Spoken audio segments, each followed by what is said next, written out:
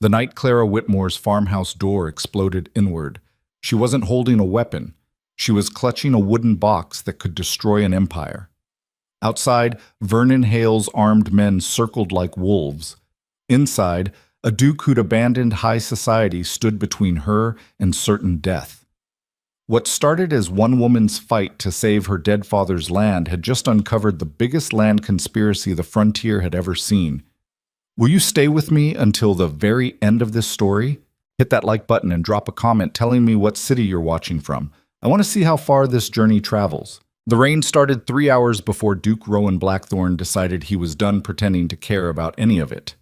He stood at the edge of the Weatherford Estate ballroom, watching 50 of England's finest families dance and laugh and lie to each other with practiced ease. Crystal chandeliers threw cold light across silk gowns and tailored suits. Champagne flowed. Orchestras played. Everyone smiled. No one meant a damn thing they said. Your Grace, you simply must tell us about your estates in Northumberland, Lady Catherine Pemberton cooed, her fingers brushing his sleeve with calculated casualness. I hear the grounds are absolutely breathtaking this time of year. Rowan looked down at her.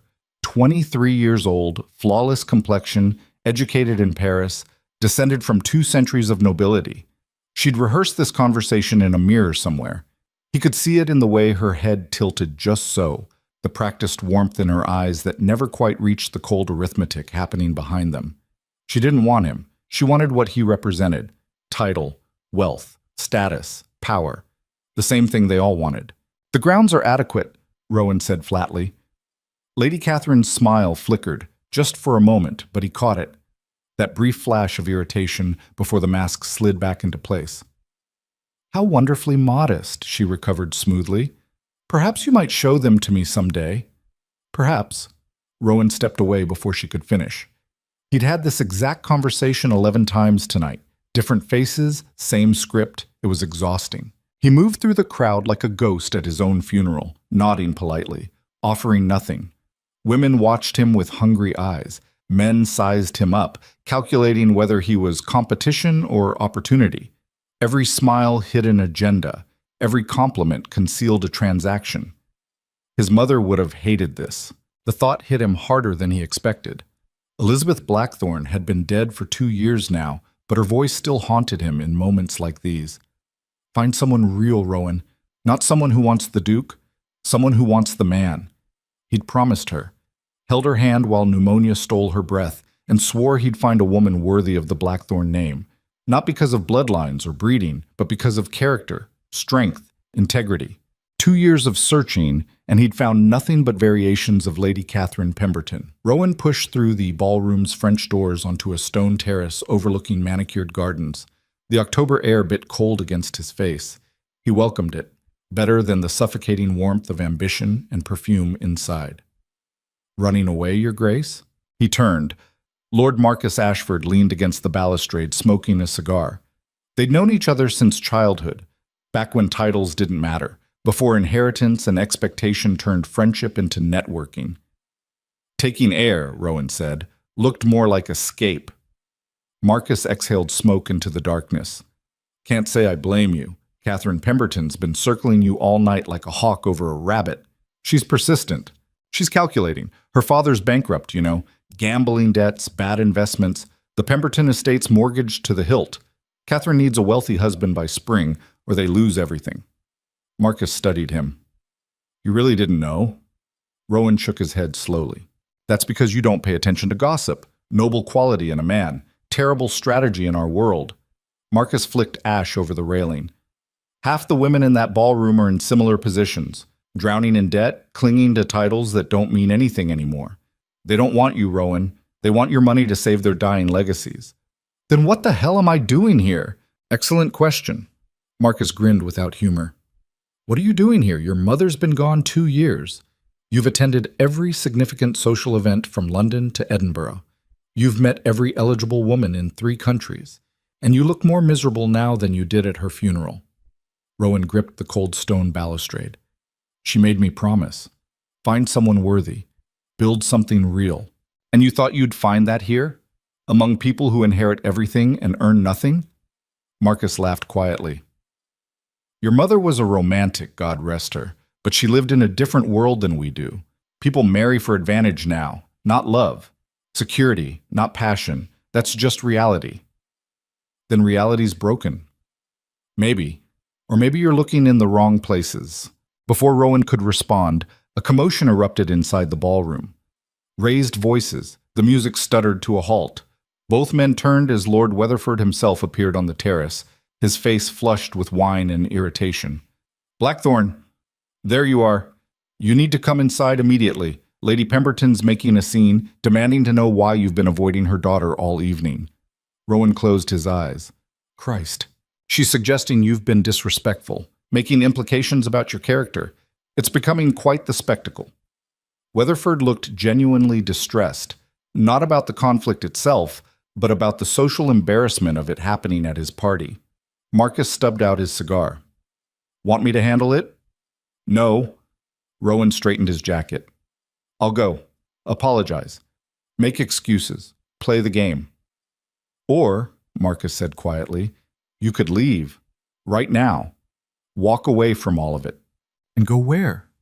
Anywhere but here. The suggestion hung in the cold air between them. For a wild moment, Rowan actually considered it. Just mount his horse and ride into the darkness, leave the whole charade behind. But that wasn't how things worked. He had responsibilities, obligations. The Blackthorn name meant something, even if he was starting to hate what it attracted. He went inside. Lady Pemberton stood in the center of the ballroom, her considerable presence commanding attention like a general addressing troops. She was a large woman, both in stature and personality, dripping with jewelry that probably cost more than most families earned in a decade. Simply unacceptable behavior from someone of his station, she was saying loudly. My Catherine is descended from the Duke of Marlborough himself, and to be treated with such casual disregard— Lady Pemberton, Rowan's voice cut through the noise. The crowd parted. He walked forward, feeling 50 pairs of eyes dissecting every movement. I apologize if my behavior seemed discourteous. It was not my intention to offend you or Lady Catherine. Not your intention? Lady Pemberton's face flushed darker. You've barely spoken 2 words to her all evening. Do you have any idea— Mother, please. Catherine appeared at her mother's elbow, mortification written across her perfect features. It's fine. His Grace doesn't owe us anything. Doesn't owe us? We're the Pembertons. Your father was bankrupt, Rowan said quietly. The ballroom went dead silent. Lady Pemberton's mouth opened and closed like a fish drowning in air. Rowan hadn't meant to say it. The word just came out, propelled by 2 years of frustration and exhaustion and disappointment. He saw Catherine's face collapse, saw the shame and humiliation flood her eyes, and felt immediately, violently sick with himself. I'm sorry, he said quickly. That was cruel and unnecessary. But the damage was done. Catherine turned and fled, her mother chasing after her. The crowd erupted in whispers. Lord Weatherford looked like he wanted to sink through the floor.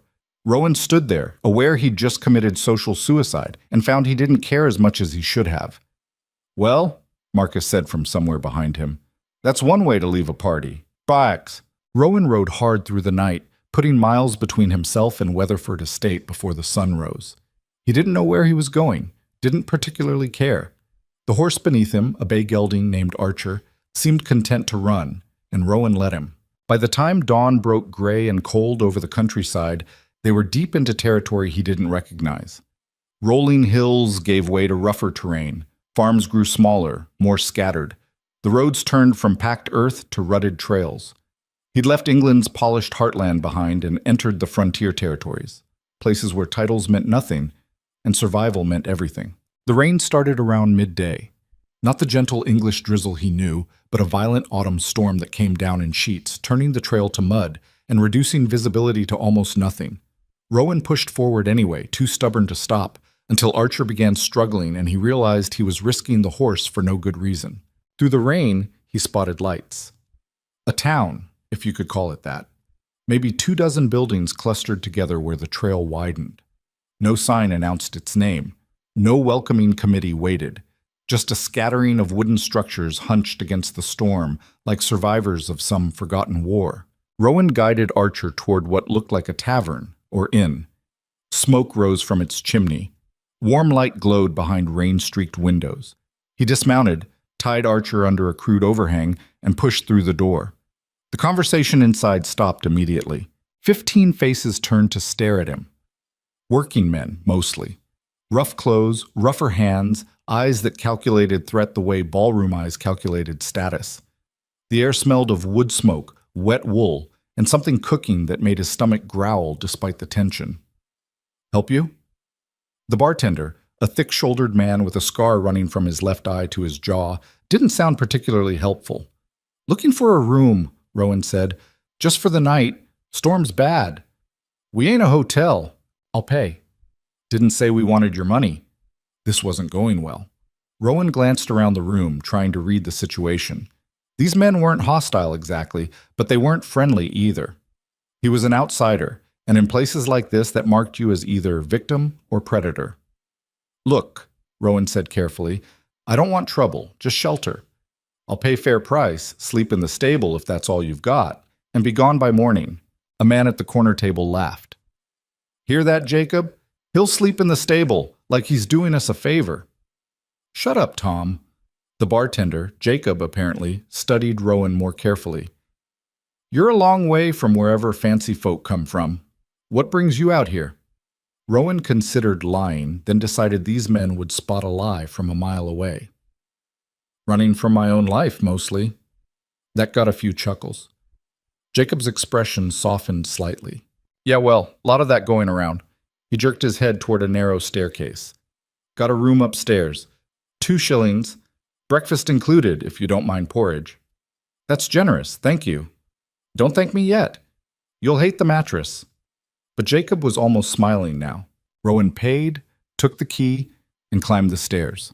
The room was exactly as promised. Tiny, sparse, with a mattress that felt like sleeping on a bag of rocks. But it was dry and warm, and after the day he'd had, that felt like luxury. He lay down without undressing, listening to rain hammer the roof, and wondered what the hell he was doing with his life. He woke to voices arguing downstairs, loud ones. Rowan sat up, disoriented. The room was dark except for gray light seeping through a single grimy window. The rain had stopped, but the voices hadn't. "Can't keep doing this, Eli. She's going to get herself killed." "So what do you want me to do, Tom? She won't listen. You think I haven't tried? Then make her listen. You're her brother." "Half-brother, and that don't give me authority over Clara's choices. Never has." Rowan stood, moved to the window. Outside, the town looked even smaller in daylight. Muddy streets, weathered buildings, mountains rising in the distance like broken teeth. He checked his pocket watch. 6 in the morning. Downstairs, the argument continued. Against his better judgment, Rowan found himself curious. He washed his face in a basin of cold water, straightened his clothes as best he could, and descended. The tavern's main room held maybe 8 people now, clustered in small groups nursing coffee or tea. The argument had quieted to intense whispers between 3 men at the bar, Jacob, Tom, and a younger man with Clara's same dark hair and sharp features. Eli, presumably. Rowan took a seat at an empty table, trying not to intrude. A woman who might have been Jacob's wife brought him coffee without asking. He thanked her quietly. "You hear about Clara Whitmore?" someone was saying at the next table. 2 older men talking low. "Heard Hale's men visited her again yesterday, 3rd time this month. She's gonna break eventually, everyone does. Maybe, but that girl's got spine. More than her father did, God rest him. Spine don't mean nothing when they come with lawyers and guns." Rowan sipped his coffee, pretending not to listen while absorbing every word. "Excuse me," he said quietly to the man nearest him. "Sorry for eavesdropping, but who's Clara Whitmore?" The man looked him over with obvious suspicion. "Why?" "Just curious. New here. Trying to understand the place." "You a friend of Hale's?" "I don't know anyone named Hale." That seemed to satisfy him slightly. The man leaned back, weighing whether to talk. Finally, "Clara Whitmore's a girl. Well, woman now, I guess. Lives north of here on an old farm. Her father died about 8 months back. Left her the property, but some folks say he died with debts. Other folks say those debts are made up." Made up by who? Vernon Hale, railroad man, rich as sin, mean as hell. He's been buying up land around here for 2 years, but nobody knows why. Most of it's worthless, rocky soil, bad water. But he wants it anyway, and what Hale wants, he gets. Except from Clara Whitmore. Except from her. She won't sell, won't negotiate, won't even talk to his people. Just keeps working that farm like her father's still alive and everything's fine. The man shook his head. Brave or stupid, hard to tell which. Before Rowan could ask more, Eli broke away from the bar and headed for the door. He moved with the jerky urgency of someone barely keeping panic under control. Jacob called after him. Where are you going? Where do you think? Somebody's got to check on her. Eli, you can't just... But Eli was already gone, the door slamming behind him. Tom muttered something that sounded like a curse, then downed his drink and followed. The room settled into uneasy quiet. Rowan sat there for a long moment, turning the coffee cup in his hands, thinking about broken promises and his mother's voice and the crushing emptiness of ballrooms full of people who wanted nothing real. Then he stood, left coins on the table, and walked out. Dusk. The road north followed a creek that cut through increasingly wild country. Archer picked his way carefully over loose stones and exposed roots. Rowan had no real plan, no clear reason for following Eli and Tom. Just a feeling in his gut that wouldn't let him ride away. He found them about 2 miles out, standing in the road arguing with a third man on horseback. As Rowan approached, the rider spotted him and spurred away, disappearing into the trees. Eli spun, hand moving toward something under his coat, a knife probably, then stopped when he recognized Rowan from the tavern. What the hell are you doing here? Honestly? I'm not sure. Rowan kept his hands visible, non-threatening. Who was that? None of your business. Eli. Tom put a warning hand on the younger man's arm. Easy. To Rowan, that was one of Hale's men, probably heading to Claire's place. To do what? Nothing good. Tom studied Rowan with the same suspicious evaluation everyone in this town seemed to employ. Why do you care? I don't know if I do, but I've got nothing better to do today, and you both look like you're heading somewhere interesting. Eli laughed bitterly. Interesting, that's one word for it. He glanced at Tom, some wordless communication passing between them. Fine. You want to see what Vernon Hale's idea of business looks like? Come on. They rode in tense silence. The forest grew thicker, older. The trail narrowed to little more than a game path. Rowan could smell wood smoke before they cleared the trees. When they emerged, he saw the farm, or what was left of it. The main house was small, barely more than a cabin, really, with a sagging roof and walls that had seen better decades. A barn leaned dangerously to one side, held up more by stubbornness than structural integrity. Fences were patched with mismatched wood. Everything about the place screamed poverty and desperation. But someone had tried. Rowan could see it in the neat stack of firewood, the carefully tended vegetable garden, the freshly swept porch. Someone was fighting to keep this place alive. That someone was currently swinging an axe. Clara Whitmore stood beside a chopping block, splitting logs with practiced efficiency. She wore men's work clothes, canvas trousers, a heavy wool shirt, boots caked with mud. Her dark hair was pulled back in a braid that had mostly come loose. She didn't look up when they approached, just swung the axe again, splitting another log clean down the middle. Clara, Eli called out. She ignored him. Swing, split, another log on the block. Clara, damn it, will you listen for 5 seconds? I'm busy, Eli. Hale's men are coming. That stopped her. Clara lowered the axe, turned to face them. Rowan felt something shift in his chest when he saw her fully. She wasn't beautiful, not in the polished, cultivated way of women like Catherine Pemberton. Her face was sun-weathered, her hands calloused, her clothes worn and practical. But there was something in her eyes, a fierce, unflinching strength that hit him harder than any ballroom smile ever had. This was a person who'd looked hardship in the face and refused to blink. How many? She asked. Don't know. Jacob spotted riders heading north about an hour ago. Clara nodded slowly, like she'd been expecting this. All right, you two should go. The hell we will, Tom said. Tom, I appreciate it, but this isn't your fight. Like hell it isn't. Your father was my friend. I'm not leaving. Neither am I, Eli added.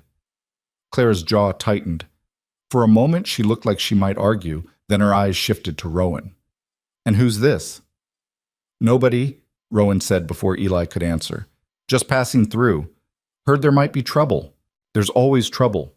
Clara picked up another log, positioned it on the block. You should pass through faster. Probably, but I'm not going to. She studied him for a long moment, axe in hand, clearly trying to figure out if he was sincere or stupid or dangerous. Finally, she shrugged. Your funeral. Swing, split. They heard the horses before they saw them. 4 riders emerged from the tree line, moving with the casual arrogance of men who expected no resistance. 3 looked like hired muscle, big, armed, mean. The 4th was different, older, well-dressed, calculating eyes that took in everything and revealed nothing. Vernon Hale. He dismounted with the smooth confidence of someone who'd never been told no in his life. His men stayed on their horses, hands resting near weapons. Miss Whitmore? Hale's voice was smooth as oil. Lovely morning. Clara didn't stop splitting wood. Mr. Hale? I've come with good news. My associates have completed their review of your late father's accounts, and I'm pleased to report we can settle this matter today. There's nothing to settle.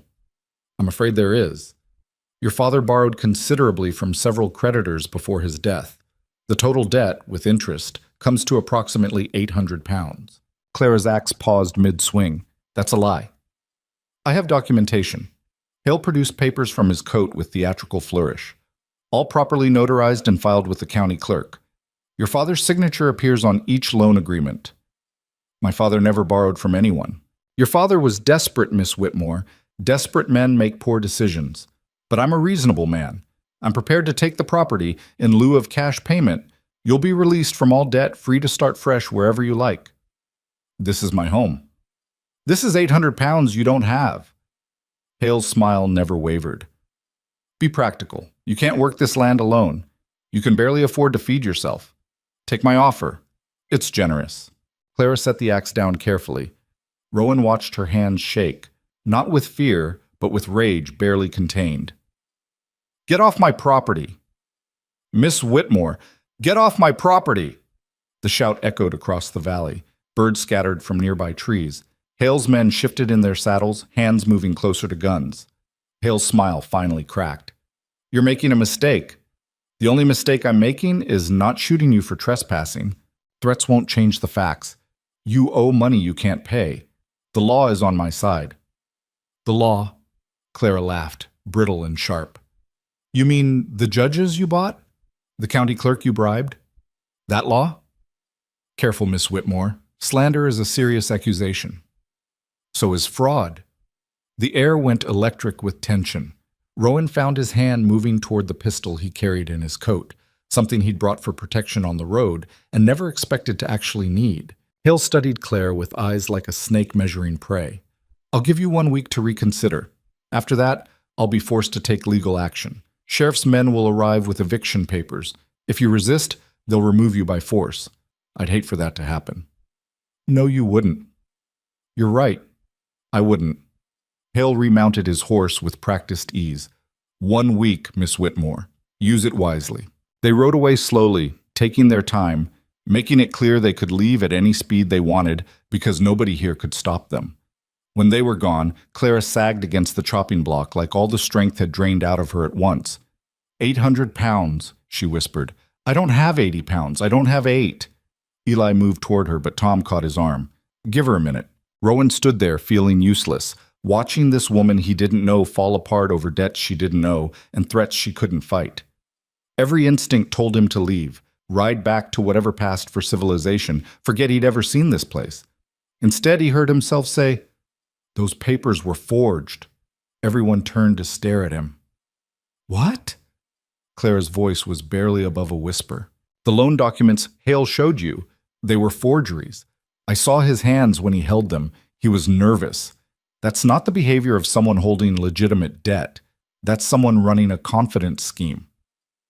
How do you know? Eli demanded. I've seen enough fraud in business dealings to recognize the signs. Hale's operation is sophisticated, but it's still fraud. He's betting you don't have the resources or knowledge to fight back legally. Clara pushed off the chopping block, standing straighter. So what do I do? Find the truth. Somewhere in this county's records, there's evidence of what Hale's really doing, but you need to know what you're looking for. And you're an expert? No, but I've spent 2 years watching people lie to me about money. I've gotten pretty good at spotting the patterns. Clara studied him with those fierce, calculating eyes. Why do you care? It was the same question Tom had asked. Rowan still didn't have a good answer. Maybe I'm tired of watching people get crushed by those with more power. Maybe I've got nothing better to do. Does it matter? Yeah, it matters. Because if you're another one of Hale's tricks, I'm not. Then who are you? Rowan met her gaze. Someone who made a promise to find something worth fighting for. I think maybe I just found it. The words hung in the cold air between them. Claire's expression didn't soften exactly, but something shifted. A crack in the armor. A possibility. 1 week, she said finally. You've got 1 week to prove those papers are fake. If you can't, you ride away and never come back. Deal? Rowan held out his hand. Deal. Clara's grip was stronger than most men's he'd shaken in London ballrooms. Rougher, too, calloused from real work instead of symbolic gestures. As the sun climbed higher over the broken-down farm, Rowan realized he'd just committed himself to a fight he didn't fully understand, in a place he'd never heard of, for a woman whose name he'd learned less than an hour ago. His mother would have loved this. The storm that had driven him here had passed, but a different kind of storm was just beginning. And for the first time in 2 years, Duke Rowan Blackthorne felt something other than emptiness. He felt alive. The county clerk's office smelled like mildew and old paper. Rowan stood in the doorway, watching a thin man with wire-rimmed spectacles sort through a filing cabinet with the enthusiasm of someone counting grains of sand. "Excuse me," Rowan said. The clerk didn't look up. "Office closes at 4. It's 2:30. Then you've got 90 minutes. What do you need?" "Land records. Property transfers for the Northern Valley, past 3 years." Now the clerk looked up. His eyes narrowed behind the spectacles, taking in Rowan's mud-stained clothes and the general air of someone who'd spent the last 3 days sleeping in a barn and eating whatever Clara could scrape together for dinner. "Why? Does it matter?" "Might. Depends on who's asking." The clerk set down his papers with deliberate slowness. "You working for someone?" "Myself."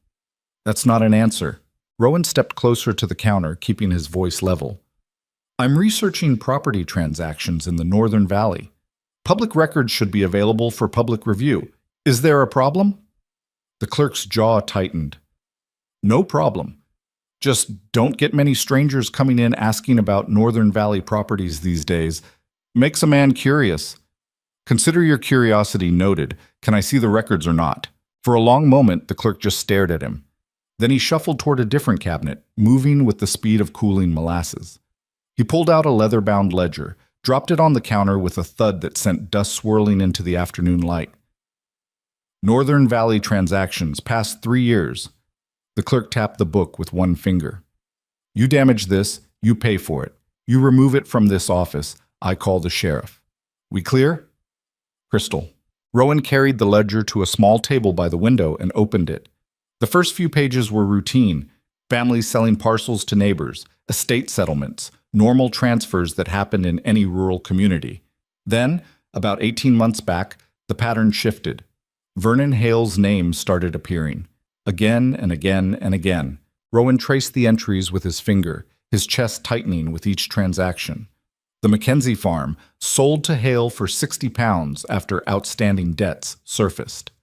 The Morrison property, transferred to Hale's holding company following the owner's unexpected death. The Chen family's land, seized by the county for unpaid taxes, then immediately purchased by Hale at auction. 15 properties in 18 months, all following the same pattern, all sold for a fraction of their value, all to Vernon Hale. "Find what you're looking for?" Rowan glanced up. The clerk stood a few feet away, arms crossed, that same narrow-eyed suspicion carved into his face. "These transactions," Rowan said carefully, "were they all legitimate? Recorded in the official county ledger, aren't they?" "That's not what I asked." The clerk's expression didn't change. "Everything that gets recorded in that book is legitimate by definition. That's how official records work. Even if the debts were fabricated, even if the paperwork was forged, You making an accusation? I'm asking a question. Sounds like an accusation to me. The clerk moved closer, lowering his voice. Listen, friend, I don't know where you're from or what you think you're doing, but you're treading on dangerous ground. Vernon Hale is a respected businessman. If you're planning to spread lies about him, I'm not spreading anything. I'm reading public records. Then read them and keep your theories to yourself. The clerk's hand trembled slightly as he pointed toward the ledger. And when you're done, get out of my office. Rowan held the man's gaze. Fear. That's what he saw there, hiding behind the hostility. This clerk knew exactly what Hale was doing, and he was terrified of it. How much did he pay you? Rowan asked quietly. The clerk's face went white. Get out. How much? I said, get out! Rowan stood slowly, closed the ledger, and slid it across the counter. Thank you for your assistance. He walked out before the clerk could respond, his mind already racing through what he'd learned. 15 properties, all acquired through suspicious means, all concentrated in the northern valley around Clara's farm. Why? The land itself was worthless. Everyone in town had said so. Rocky soil, bad water, barely suitable for subsistence farming. So what was Hale really after? Rowan untied Archer from the hitching post and swung into the saddle. The sun was dropping toward the mountains, painting the sky in shades of orange and gold. He needed to get back to Clara's farm before dark, but first he had one more stop to make. The tavern was busier than it had been that first morning. 24 men crowded around tables, drinking, playing cards, arguing about things that probably didn't matter. Rowan spotted Jacob behind the bar and made his way over. You're still here, Jacob said, not quite a question. Apparently. Got a minute? Jacob glanced around the crowded room, then jerked his head toward a back door. They stepped into a small storage area filled with barrels and crates. The noise from the tavern became muffled. What do you need? Jacob asked. Information about the Northern Valley. Everyone wants information about the Northern Valley these days. What specifically? Why is Hale buying it all up? The land's worthless, but he spent a fortune acquiring properties. There has to be a reason. Jacob pulled out a cigarette, lit it with practiced ease. You ask a lot of questions for someone who's just passing through. Plans change. That they do. Jacob exhaled smoke toward the ceiling. You want the rumor or the truth? Both. Rumor is silver, deposits under the valley. Some surveyor did tests a few years back, found traces. Not enough to confirm a major vein, but enough to get people excited.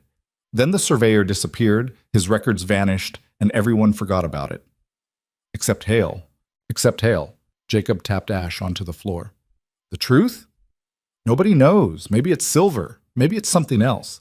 Maybe Hale's just crazy and likes collecting worthless land. But whatever he's after, he wants it bad enough to ruin families over it. And nobody's tried to stop him. Who's going to stop him? Sheriff's on his payroll. County clerk takes his bribes. Half the business owners in this town owe him money. Jacob took another long drag. You think you can stop him? With what? Good intentions and pretty speeches? With evidence. Evidence, Jacob laughed bitterly. You really are from somewhere else, aren't you? Out here, evidence don't mean nothing when the law's already been bought. Then what does mean something? Jacob met his eyes. Survival. That's all that matters. Keeping your head down, protecting your own, and not making enemies with men who can crush you. He stubbed out the cigarette. Clara's father learned that lesson too late. Don't make the same mistake. What happened to him? Clara's father? Fell off a horse. Broke his neck. That's the official story. And the unofficial one? The unofficial one is he was asking too many questions about Hale's land purchases. Started nosing around, talking to families who'd lost their property. Then one day his horse threw him, and he died. Jacob's voice went flat. Funny thing, though, Samuel Whitmore was the best horseman in the valley. Rode since he was a boy. Never got thrown once in 40 years. Then suddenly his horse bolts for no reason and kills him. The implications settled over Rowan like cold water.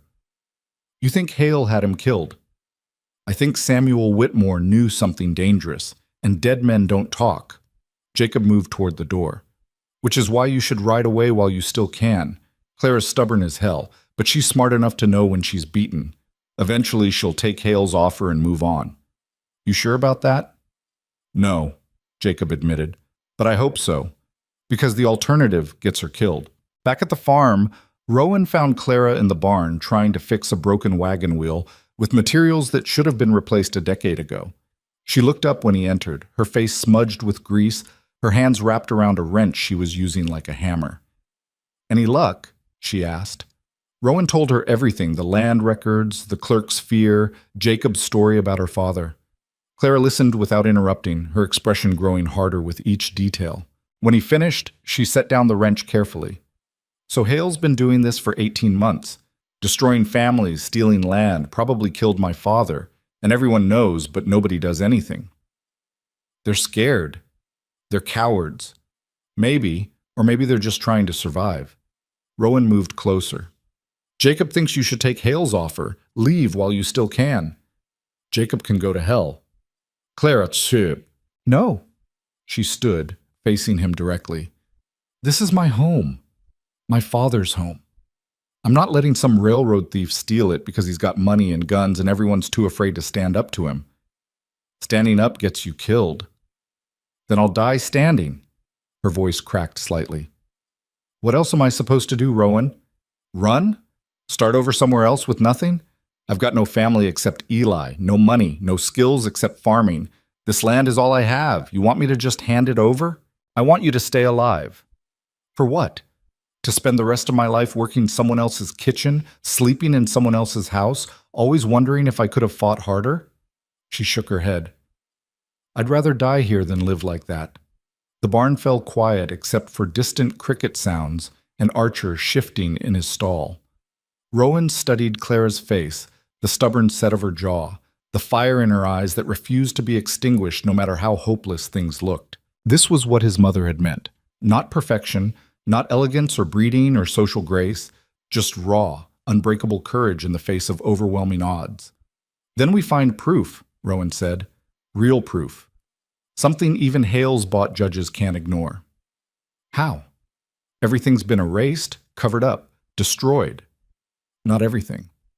"Your father was investigating Hale before he died. He must have found something. Otherwise, why kill him?"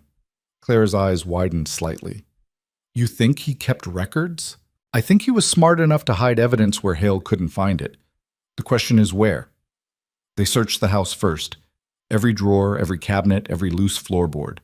Clara moved through her father's belongings with a mixture of determination and grief, pulling out old letters, faded photographs, receipts for feed and supplies that meant nothing now. Rowan took the bedroom while Clara handled the kitchen. He checked under the mattress, behind the headboard, inside the wardrobe that held 3 shirts and 2 pairs of trousers worn thin at the knees. Nothing. "Find anything?" Clara called from downstairs. "No, you?" "Just old bills and disappointment." Rowan sat on the edge of the bed, frustration building. They were running out of time and places to look. In 4 days, Hale's deadline would expire and the sheriff would arrive with eviction papers. Unless they found something. His eyes fell on the wardrobe again.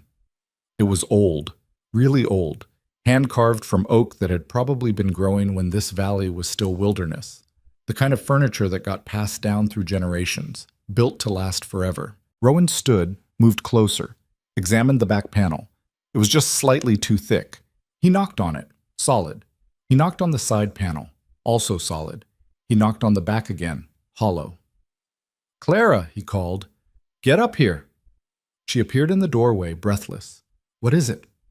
"Help me move this." Together they dragged the heavy wardrobe away from the wall. Behind it, the wallpaper showed a rectangular seam, barely visible. Clara's breath caught. "I never knew this was here." "Your father did." They peeled back the wallpaper carefully, revealing a small door cut into the wall itself. No handle, no lock, just pressure points that released when Clara pushed in the right sequence, something her father must have taught her when she was young, disguised as a game. The door swung open. Inside was a space no bigger than a bread box, and inside that space was a wooden box about the size of a thick book. Clara lifted it out with shaking hands. The wood was smooth, well-crafted, with her father's initials carved into the lid. "Open it," Rowan said quietly. She did. Papers. Dozens of them. Receipts, letters, survey maps, photographs. Clara spread them across the bed while Rowan lit every lamp in the room to see better. What they found made his blood run cold. Survey reports confirming massive silver deposits under the northern valley. Geological assessments showing potential veins worth millions. Letters between Hale and various business partners discussing how to acquire the land without driving up prices. Forged debt documents with the real signatures underneath, visible when held to light. Photographs of meetings between Hale, the county clerk, the sheriff, and 3 men whose names appeared on mining company letterheads. He knew, Clara whispered. My father knew everything. That's why they killed him. Clara picked up one letter, dated 2 weeks before her father's death. It was addressed to a newspaper editor in the state capital, outlining everything Hale had done.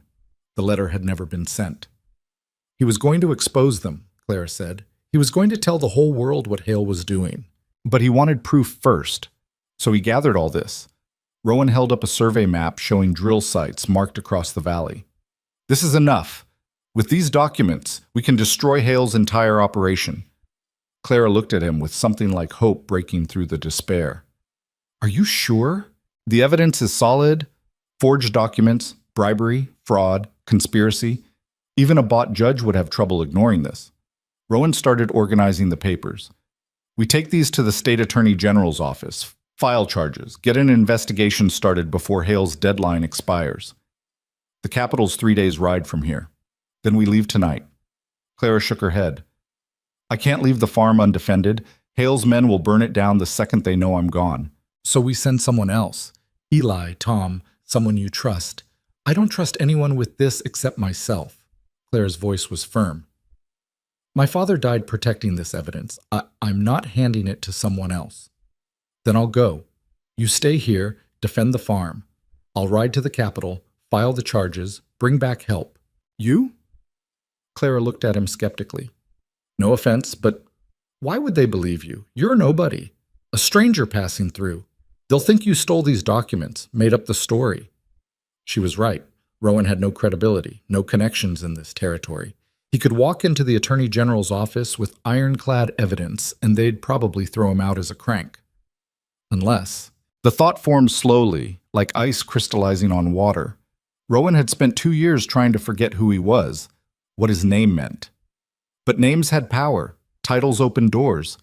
Even out here, in the frontier territories where England's nobility meant almost nothing, a duke could still command attention. They'll believe me, Rowan said quietly, because I'm Duke Rowan Blackthorne. My family has connections in Parliament, relationships with the Crown, influence that reaches even to these territories. He met Clara's shocked stare. I can get these documents in front of people who matter, people Hale can't buy or threaten. Clara stepped back like he'd slapped her. You're a duke? Yes. A duke? Like actual nobility? Yes. And you've been sleeping in my barn and eating my food and fixing my fences for 3 days without mentioning this?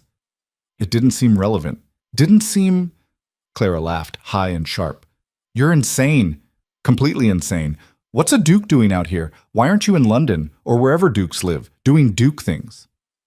Because I was tired of duke things. Tired of people who only cared about my title. I came out here looking for something real. Well, congratulations. You found poverty and desperation and a farm that's falling apart. Real enough for you? Rowan moved toward her. I found someone worth fighting for. Yes, that's real enough. Clara stared at him, something complicated moving behind her eyes. Fear, maybe. Or hope. Or both tangled together so tightly they couldn't be separated. If you're lying, she said slowly, if this is some trick, it's not. Then prove it. Go to the capital. Use whatever power you have. Stop Hale. Her voice hardened. And if you can't, don't come back, because I'd rather die fighting than live knowing I trusted the wrong person. That night, Rowan prepared to leave. He packed the documents carefully in waterproof leather, loaded supplies onto Archer, checked his pistol and knife. Clara watched from the porch, silent. Eli showed up just before dawn with Tom and 2 other men Rowan recognized from the tavern. Heard you're riding out, Eli said. Figured you might want company. It's dangerous. Everything's dangerous these days. Tom checked his rifle. Besides, can't let a duke ride alone into hostile territory. Bad for our reputation. Rowan looked at Clara. She nodded slightly. All right, he said. But we ride hard and we don't stop. 3 days there, file the charges, 3 days back. 1 week total. And if Hale's men come while you're gone, Clara asked, then you do what you do best. Survive. Rowan swung into the saddle. I'll be back, I promise. Don't make promises you can't keep. I haven't broken one yet. He thought she might say something else, but she just turned and walked back into the house. The door closed behind her with a sound like finality. They rode out as the sun broke over the mountains, 4 men carrying evidence that could destroy an empire. Rowan didn't look back. If he did, he wasn't sure he'd be able to leave. The first day passed without incident. They pushed the horses hard, covering ground quickly, speaking little. That night they camped in a clearing, taking turns on watch. Tom took first shift. Around midnight, he woke Rowan with a hand over his mouth. Someone's following us, Tom whispered. Rowan rolled out of his blanket, reaching for his pistol. How many? Can't tell. Saw movement about a quarter-mile back. Could be animals. Could be Hale's men. Wake the others. They broke camp in darkness, moving as quietly as possible. Behind them, Rowan heard horses, not trying to hide anymore, just coming. Ride, he said. They ran, through the forest, down rocky trails, across streams that soaked them to the bone. The pursuit stayed close, too close. These weren't random travelers. These were hunters who knew exactly who they were chasing. Dawn found them at a river crossing, the water high and fast from recent storms. On the far bank, the trail continued toward the capital. Behind them, riders appeared through the trees, 6 of them, all armed. Rowan recognized the man in front, one of Hale's hired guns from the farm. End of the line, the man called across the water. Toss the documents over and you can leave. Fight, and we kill you here. Rowan's hand moved to his pistol. 4 men against 6. Bad odds. Worse terrain. If they tried to cross the river, they'd be shot before they made the other side. Eli's horse danced nervously. What do we do? Tom raised his rifle. We fight. We'll die. Then we die. But we don't hand over what we came for. Rowan looked at the leather case strapped to his saddle. Everything Clara's father had died protecting. Everything that could save her farm and destroy Hale's operation. He thought about his mother's voice, about promises, about finding something worth fighting for. Tom's right, Rowan said. We don't give them anything. The man across the river shrugged. Your choice. Guns came up on both sides, and then, from the forest to their left, more riders appeared. 12 of them, then 24. Farmers, ranchers, men from the tavern, men whose families had been destroyed by Hale's schemes. Jacob rode at their front, rifle across his saddle. Seems like you boys might need help, Jacob called. Hale's men looked at the new arrivals, did the math, and slowly lowered their weapons. This ain't over, their leader said. Yeah, it is, Jacob replied. You just don't know it yet. Now get out of here before we decide following people is worth shooting over. They left, slowly, reluctantly. But they left. Rowan turned to Jacob. How did you? Clara sent word. Said you might run into trouble. Jacob grinned. Turns out a lot of folks in this valley are tired of being scared. Figured it was time to do something about it. Tom laughed, releasing tension. Took you long enough. Better late than dead. Jacob gestured toward the river. Now get moving. You've got a duke to play and a criminal to bury. They crossed the river together, dozens of riders moving as one. And for the first time since arriving in this valley, Rowan felt like maybe they actually had a chance. The state capital rose from the plains like something out of a fever dream. 3-story buildings, cobblestone streets, gas lamps that actually worked. After a week in the valley's mud and poverty, the sight of it made Rowan's chest tighten with something he couldn't quite name. Relief, maybe. Or dread that even here, civilization might not be enough to stop what was coming. Jacob and most of the riders peeled off at the city limits. This is your show now, Jacob said, gripping Rowan's hand.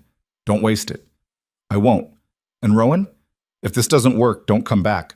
Clara won't survive seeing you fail. The words sat heavy in Rowan's gut as he watched them ride away. Then he turned Archer toward the government district, Eli and Tom flanking him like guards escorting a prisoner to execution. The Attorney General's office occupied the 2nd floor of a granite building that probably cost more than Clara's entire farm. Inside, a secretary with perfect posture and a dress that screamed expensive looked up from her desk with the kind of smile reserved for people she planned to dismiss immediately. May I help you? Her tone suggested she'd rather not. I need to see Attorney General Morrison. It's urgent. Do you have an appointment? No, but then I'm afraid Mr. Morrison isn't available. If you'd like to schedule, tell him Duke Rowan Blackthorne is here regarding criminal conspiracy, fraud, and murder in the Northern Territories. Rowan kept his voice level, formal, the tone he'd learned in London ballrooms, the one that made servants straighten and doors open. Tell him I have evidence. And tell him if he doesn't see me in the next 5 minutes, I'll walk across the street to the newspaper office and make this the headline of tomorrow's edition. The secretary's smile evaporated.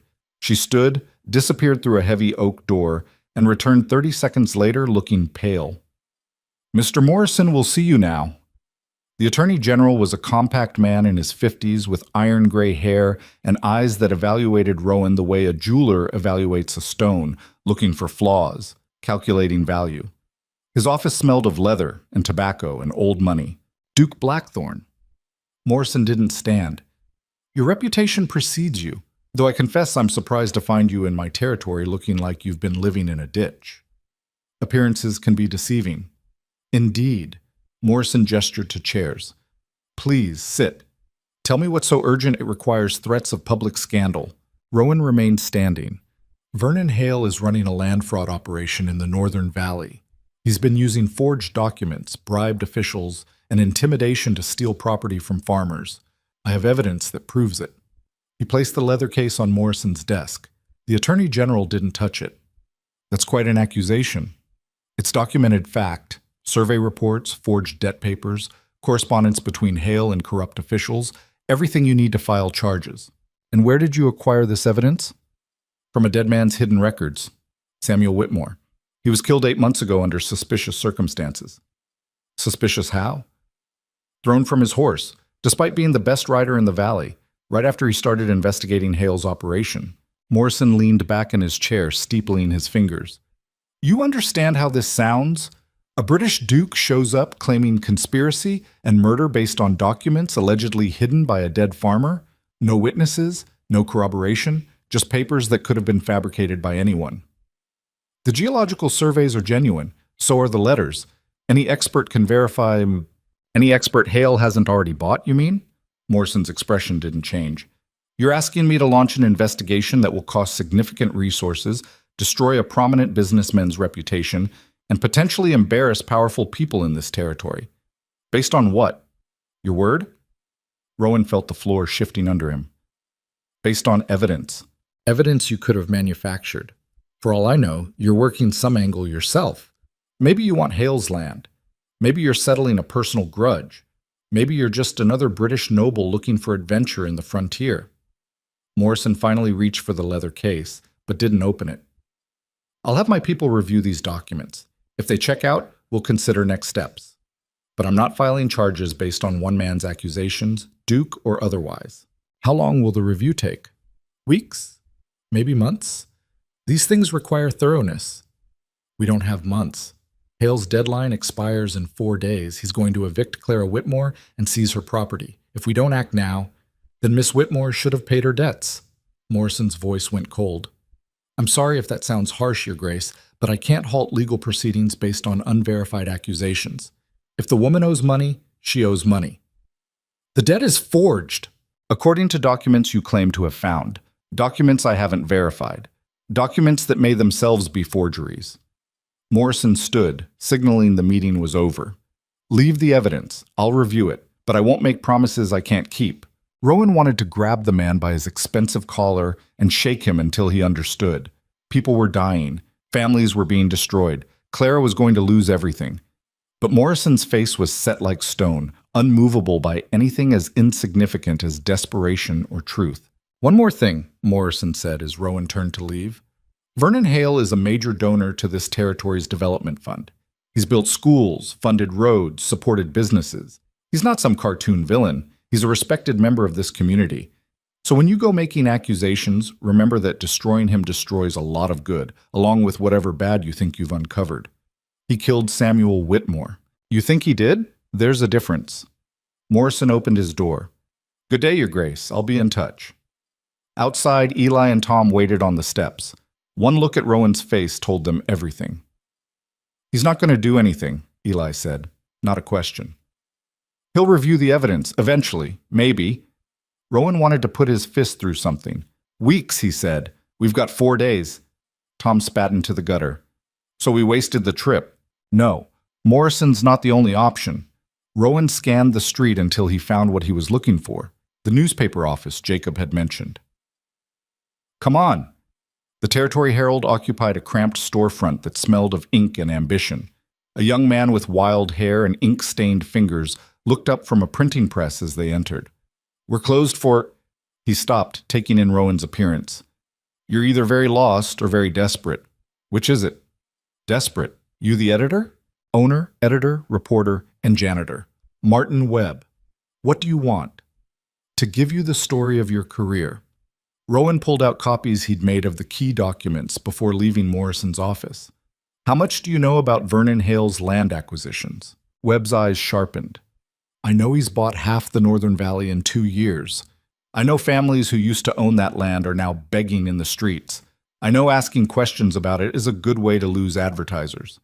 He crossed his arms. "Why?" "Because it's all fraud. Forged documents, bribed officials, murdered witnesses. And I can prove it." For the next hour, Rowan laid it out. Every transaction, every forged signature, every suspicious death. Webb listened, asked sharp questions, examined the documents with the critical eye of someone who'd been lied to professionally. Finally, he sat back. "This is real." "Yes." "You understand what publishing this means? Hale will sue me into oblivion. His friends will pull their advertisements. I'll be lucky if this paper survives the week." "Then don't publish it." Rowan met his eyes. "Or publish it and change everything. Your choice." Webb laughed, running his hands through his hair. "You're insane, you know that?" "I've been told."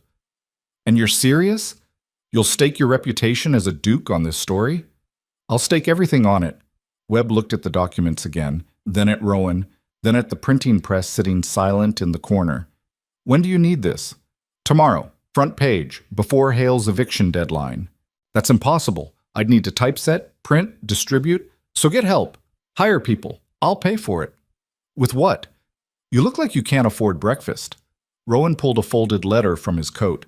His family seal was pressed into the wax. "Take this to First National Bank. Show them the seal. Tell them to extend credit under the Blackthorn account. Whatever you need." Webb stared at the letter like it might explode. "You're really a duke." "Unfortunately." "And you're doing this for some farmer you barely know?" "I'm doing this because it's right. Now are you in or not?" Webb grabbed the letter. "I'm in. But if this blows up in our faces, I'm writing a very unflattering obituary for both of us." They worked through the night. Webb wrote while Rowan verified facts and Eli and Tom ran errands, fetching supplies, bribing delivery boys, spreading word to every corner of the city that tomorrow's edition would be worth reading. By dawn, the press was running. By noon, the newspapers hit the streets. The headline read, "Railroad Baron's Empire Built on Fraud and Blood." Below it, Webb had laid out everything. Names, dates, forged documents reproduced for everyone to see. The geological surveys proving silver deposits. Letters showing the conspiracy. And Samuel Whitmore's name, cleared at last. Rowan bought a copy from a street vendor and stood there reading words he'd helped write, feeling something close to hope for the first time in days. Then Eli grabbed his arm. "We've got a problem." Down the street, a crowd was gathering outside the sheriff's office. Angry voices carried on the wind. Rowan pushed closer, Webb following with a notebook already open. Sheriff Hayes stood on the steps, red-faced and furious, waving a copy of the Herald. "This is slander, every word of it. I'll have Webb arrested for libel." "On what grounds?" someone shouted from the crowd. "On the grounds that it's lies designed to damage Mr. Hale's reputation." "So the documents are fake?" Webb called out, his voice cutting through the noise. "The forged signatures? The bribed officials? All fake?" Hayes's face went darker. "I don't have to answer to you." "Actually, you do. That's how journalism works." Webb pushed forward, pencil poised. "For the record, Sheriff Hayes, did you or did you not accept payments from Vernon Hale in exchange for favorable treatment?" "I never— this is outrageous. Did you or did you not arrest families on fraudulent debt charges at Hale's request? Hayes sputtered, trying to form words, but the crowd was growing. Workers, merchants, families who'd lost their land, people who'd been too scared to speak up before but found courage in numbers. "Where's Hale?" someone demanded. "Probably running," another voice answered. "Rats always run when the light hits them." But they were wrong. Vernon Hale walked up the street with the calm confidence of a man who owned everything in sight. He carried himself like royalty, expensive suit, immaculate, expression carefully neutral. Behind him walked 3 lawyers and twice as many hired guns trying to look like bodyguards. The crowd parted. Hale climbed the steps beside Hayes, surveyed the assembled people like a landowner reviewing livestock, and smiled. "Good afternoon," his voice carried without shouting. "I understand there's been some unfortunate confusion thanks to this morning's newspaper. I'm here to clear the air." "Clear the air?" Webb pushed forward. "Mr. Hale, how do you respond to evidence of systematic fraud?" "Evidence?" Hale pulled out his own copy of the Herald, held it up. "This isn't evidence. This is fiction. Desperate fabrications by people trying to avoid legitimate debts." His eyes found Rowan in the crowd, including, apparently, a British duke who should have stayed in England where he belongs. The crowd turned, looking at Rowan. Hale's smile widened. "Yes, that's right. Duke Rowan Blackthorne, the man behind these accusations. A foreigner with no ties to this territory, no understanding of our laws, who's decided to play hero for reasons I can only imagine." He paused for effect. "Perhaps he's after the silver himself. Perhaps he's in league with criminal elements trying to steal land through slander. Whatever his motives, they're not pure." "My motives are stopping you from destroying innocent families," Rowan said, his voice carrying. "Innocent. Miss Clara Whitmore owes £800 in legitimate debt. That's not my opinion. That's documented fact filed with the county clerk." "Documented forgery filed by a clerk you bribed." "Prove it." "I just did. In the newspaper. With your own letters." Hale laughed, and it sounded genuinely amused. "Those letters are clever forgeries. My lawyers are already preparing defamation suits against Mr. Webb and anyone who aided him, including you, Your Grace. I hope your family's fortune can handle British nobility being sued in American courts. It won't look good in the London papers." The threat hung in the air. Webb went pale. Even Rowan felt it. The weight of Hale's power, the machinery of law and money and influence grinding into motion. "But I'm a reasonable man," Hale continued. "I don't want this to escalate, so I'm making a public offer. Miss Whitmore has until sunset to accept my original terms. After that, the eviction proceeds and the lawsuits begin. Her choice." "That's 3 days early," Eli shouted. "You said a week." "I said 1 week from my last visit. That was 4 days ago. The deadline is today. Sunset." Hale checked his pocket watch. 6 hours from now, I suggest someone rides fast to deliver the news." He descended the steps, his entourage closing around him. The crowd parted again, people too confused and scared to do anything else. Rowan tried to push forward, but hands grabbed him, Tom and Eli, holding him back. "Don't," Tom hissed. "Not here. Not like this." Hale paused at the edge of the crowd, turned back. "Oh, and Your Grace, tell Miss Whitmore that if she burns my offer this time, I'll make sure she doesn't get another one. Not from me, not from anyone. She'll spend the rest of her life working off that debt in ways I'm sure she won't enjoy. We clear?" The implication was obvious, disgusting. Rage flooded Rowan's vision red. He broke free from Tom and Eli, crossed the distance to Hale in 3 strides, and hit him. The punch landed square on Hale's jaw, snapping his head sideways. The businessman staggered, caught himself, touched his split lip with genuine surprise. "You just assaulted me," Hale said quietly, "in front of witnesses, including the sheriff. Arrest me then." "Oh, I will do much worse than arrest you." Hale's smile returned, blood on his teeth now. "I'm going to destroy you. Your reputation, your fortune, everything you brought to this territory. And then I'm going to take Clara Whitmore's farm anyway, because you just proved my point. You're not a hero. You're a violent foreigner who can't control himself. No judge in this territory will side with you now." Hayes moved forward, hand on his pistol. "Duke Blackthorne, you're under arrest for assault." The crowd erupted in shouts, some defending Rowan, others defending Hale, most just confused and scared. Webb was writing frantically, Hale's lawyers were already conferring, and Rowan stood there, his knuckles bleeding, watching his one chance to help Clara evaporate like morning fog. Eli grabbed his arm. "We need to go. Now." "I'm not running. You're not helping her by getting arrested either. Move." They ran, down alleys, through side streets, losing themselves in the maze of the city, while shouts echoed behind them. Finally, they collapsed in a stable yard 3 blocks away, breathing hard. "What the hell were you thinking?" Tom demanded. I wasn't." "No kidding. You just gave Hale everything he needed. Now you look like the criminal and he looks like the victim." Rowan leaned against the stable wall, letting the truth of it sink in. Tom was right. He'd lost control. Let rage override strategy. Made everything worse. "We need to get back to Clara," Eli said. "Warn her about the deadline change. Give her time to decide." "Decide what?" Rowan's voice came out hollow. "Take Hale's offer or lose everything anyway. Those are her options now because of me." "Because of Hale," Tom corrected. "Don't do the man's work for him by taking all the blame." But the blame sat in Rowan's chest like a stone. He'd promised Clara he could stop this. Promised he'd bring justice.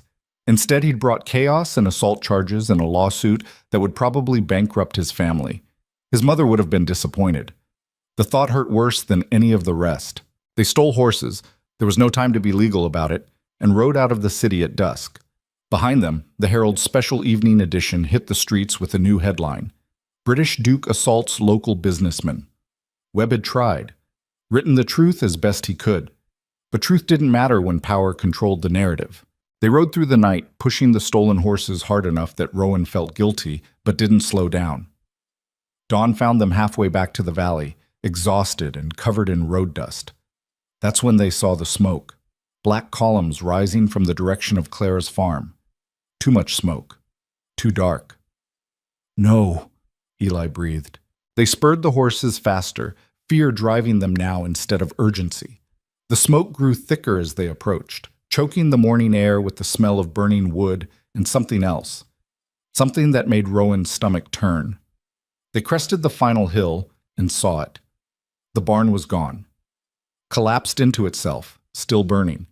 The fields around the house were scorched black, fences destroyed. And the farmhouse itself. The front door hung off its hinges, windows shattered, walls marked with bullet holes and axe strikes. Rowan was off his horse before it fully stopped, running toward the house with his pistol drawn. "Clara! Clara!" Silence answered him. He burst through the broken door into chaos. Furniture overturned, dishes smashed, blood on the floorboards. Not a lot, but enough to make his heart stop. "Clara!" His voice cracked. "Upstairs!" Tom's shout carried from above. Rowan took the stairs 3 at a time. Found Tom standing in the bedroom doorway, his face white. The room had been destroyed. The wardrobe smashed open, the hidden compartment exposed and empty. Everything torn apart like animals had been through it. But Clara wasn't there. "Where is she?" Rowan demanded. "Gone." Tom pointed to the window. "Looks like she went out this way. There's rope marks on the sill." Eli appeared behind them, holding something. Clara's axe. The handle was broken, the blade covered in blood that wasn't hers. "She fought," Eli said quietly. "Hard." "Then where?" A voice called from outside, weak but alive. "Here." They rushed out to find Clara emerging from the tree line, supported by Jacob. She was alive but barely, face bruised, arm wrapped in makeshift bandages, moving like everything hurt. "Clara." Rowan reached for her, but she pulled away. "Don't. You're hurt. I said don't touch me." Her voice was cold enough to stop him dead. "Where were you?" "The capital. Fighting for you. We published everything, exposed Hale, while his men burned my home." Clara's eyes were empty of everything except exhaustion. "They came last night, dozens of them. Said the deadline moved up, said I had until sunset to surrender the deed or they'd take it by force. We tried to get back. Jacob and the others held them off as long as they could, but there were too many." She gestured weakly at the smoking ruins. "They took everything, the livestock, the tools, anything worth selling. Then they burned the barn and told me I had until today to sign or they'd come back and finish the job." Rowan felt the world tilting. "Did you sign?" Clara looked at him with something too tired to be anger. What choice did I have? My home was burning. People were dying. You were gone playing Duke in the city while everything here fell apart. She pulled a paper from her pocket. Transfer of deed signed in her shaky handwriting. I gave them the land. It's over. No, we can fight this. Morrison's reviewing the evidence. Webb published. I don't care about Morrison or Webb or your evidence. Clara's voice finally broke. I'm done. You hear me? I'm done fighting. I'm done losing. I'm done with all of it. She turned and walked away, Jacob supporting her. Rowan stood there in the ruins of everything he'd tried to save and felt the full weight of his failure crushing down. He'd promised to protect her, promised to stop Hale, promised to bring justice. Instead, he'd brought ashes and surrender and the bitter taste of defeat. Eli found Rowan 3 hours later sitting in the remains of the barn, holding a piece of charred wood that might have once been part of Clara's father's workbench. She's at Jacob's, Eli said quietly. Won't talk to anyone, won't eat, just sits there staring at nothing. Rowan didn't respond. What was there to say? He'd failed. Completely. Spectacularly. The kind of failure that destroyed more than just property. Tom's organizing the men, Eli continued. Says we can still fight this. Says the deed transfer was under duress, won't hold up legally. It'll hold up fine.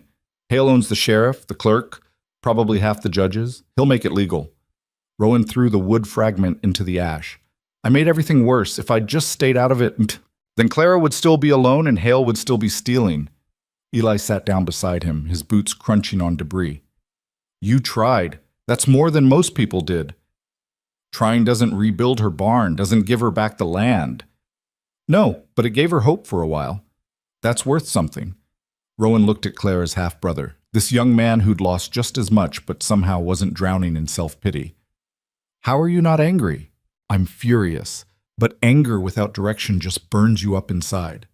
Eli picked up his own piece of charred wood, examined it like it held answers. My father, Clara's father, he used to say that fighting isn't about winning every time. It's about showing up every time, even when you know you'll lose. That's a terrible philosophy. Maybe, but it kept him swinging until the end. Eli stood, offered his hand. Come on. Sitting in ashes won't fix anything. Rowan let himself be pulled up. They walked back toward the house, past scorched earth and broken fences and all the evidence of Hale's victory. Inside, Tom had spread a map across the kitchen table. A dozen men crowded around it, farmers, ranchers, workers who'd ridden with them to the capital. Their faces were hard with determination that Rowan didn't feel. Here's what we know, Tom was saying, pointing to marks on the map. Hale's operation is centered here at his main office. He keeps records, staff, probably copies of all the forged documents. If we could get inside, we'd be arrested for breaking and entering, someone interrupted, then hanged for theft. Not if we had legitimate cause, not if we were serving a warrant. What warrant? Morrison hasn't filed charges. Then we make him. Tom looked up as Rowan entered. You still have those documents? The ones Morrison wouldn't act on? Rowan nodded slowly. He'd made copies before leaving the capital, hidden them in his saddlebag out of paranoid caution that now seemed prescient. Good, because Webb's article caused enough noise that Morrison can't completely ignore it. Public pressure's building. If we push harder, it won't matter. Clara's voice cut through the planning. She stood in the doorway, Jacob behind her looking worried. Morrison's not going to file charges. The governor's not going to intervene. Nobody with real power cares what happens to people like us. Clara, Rowan started. Don't. I'm not interested in more promises you can't keep. She moved to the table, looked at the map with empty eyes. Hale won. He always wins. That's how the world works. So what? We just give up? Tom demanded. Let him take everything? He already took everything. Not everything. He took your land, your home, but he hasn't taken your fight. Clara laughed, bitter and broken. My fight? I don't have any fight left. I'm done, Tom. I'm going to find work somewhere. Maybe the city, maybe farther. Somewhere Hale's name doesn't reach, and I can forget this place ever existed. The room went silent. Outside, wind moved through the valley, carrying ash and the smell of destruction. Rowan watched Clara's face and saw his own despair reflected there. This was what defeat looked like. Not dramatic, not noble, just tired people making survival calculations. "I'm sorry," he said quietly. Clara met his eyes. "For what? Trying to help? Making things worse? Punching Hale and giving him everything he needed to destroy us faster?" She shook her head. "Doesn't matter. What's done is done. It matters to me." "Then you're a fool." But her voice cracked on the words. "You should go back to England, back to your ballrooms and fancy estates. This isn't your world." "Maybe not." "But you are." The words came out before Rowan could stop them. "You're the reason I stayed. The reason I fought. Not the land, not justice. You." Clara stared at him. The room held its breath. "That's the problem," she said finally. "You made this about me instead of about what was right. And now we've both lost." She walked out. Jacob followed, throwing Rowan an apologetic look that didn't help. Tom cleared his throat awkwardly. "Well, that was—" "Don't," Rowan said. "Just don't." He left them planning impossible rescues and headed outside into the gray afternoon. The sky looked like it might rain. Appropriate. Everything else had fallen apart. Why not the weather too? He found Archer in what was left of the stable, untouched by the fire through luck, or perhaps the attacker's minimal decency. The horse nickered softly, bumping his shoulder. "Yeah," Rowan muttered. "I know. I'm an idiot. He should leave." Clara was right about that. Go back to England, back to his mother's disappointed ghost and the empty promises he'd made at her deathbed. Find some suitable wife who wanted his title. Live the life he was supposed to live.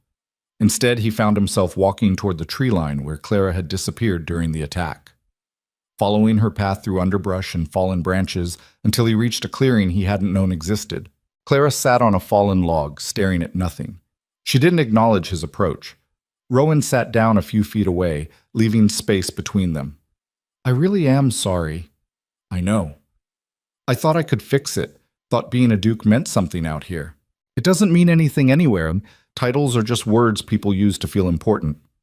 Clara picked at the bark on the log. "My father used to say that out here, the only thing that matters is what you can do with your hands. Everything else is just talk." Smart man. He was. Smart enough to know when he was outmatched, not smart enough to stop fighting anyway. She glanced at Rowan. "Like you."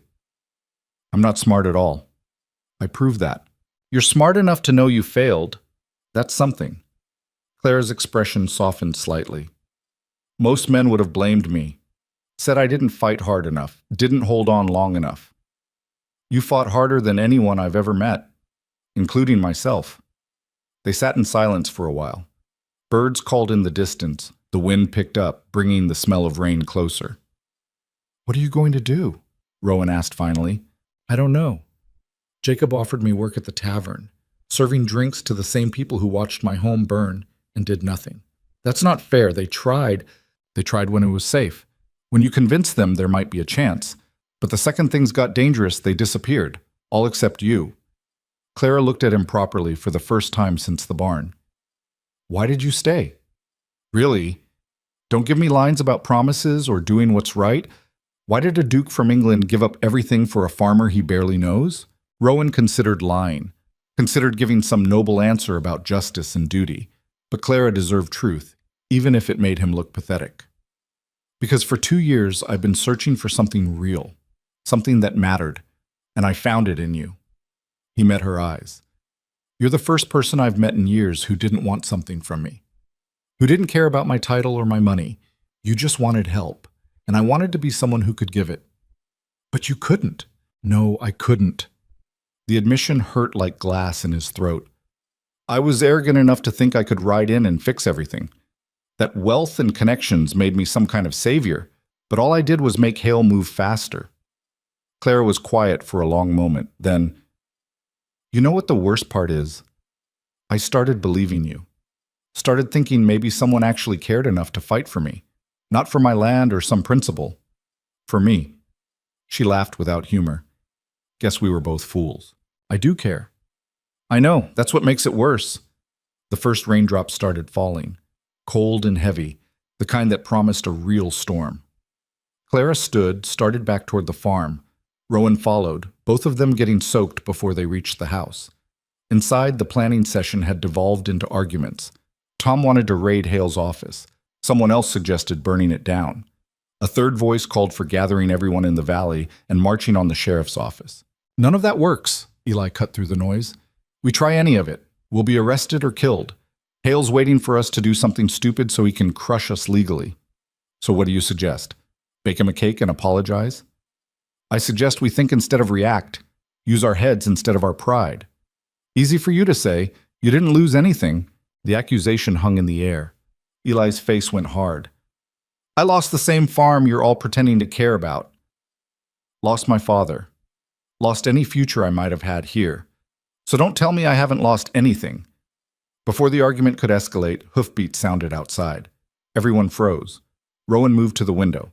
A single rider approached through the rain, too small to be one of Hale's men, moving too carefully to be a threat. It was a boy, maybe 14, soaked to the bone, guiding a horse that looked ready to collapse. Tom opened the door. The boy practically fell inside, gasping for breath. Message, he managed.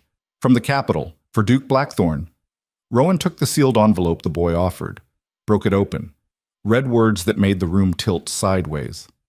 What is it? Clara asked. Rowan looked up, his hands shaking slightly.